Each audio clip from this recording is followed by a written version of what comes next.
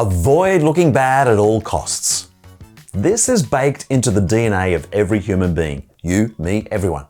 None of us want to be embarrassed, threatened, or made to look like a fool. So when I started out as a group facilitator, my threshold for avoiding things going wrong was sky high. 36 years later, it's just as high.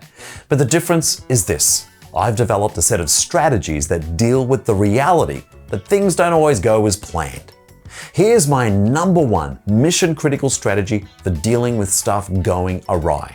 Frame your program appropriately from the beginning. For example, help people understand you intend to design and deliver a perfectly imperfect program. Now, this does not mean you're unprepared. It sets an expectation that your group should expect the unexpected sometimes. Or here's another way to think about it. View every experience you lead as an adventure, because an adventure by definition means unanticipated outcomes. You might have a solid plan for the arc of your group's experience, but you cannot possibly know with certainty what will happen. Frame it as an adventure, and things going wrong just become part of the journey. If you'd like more tips like this, click the next video that will appear in the top left corner very soon.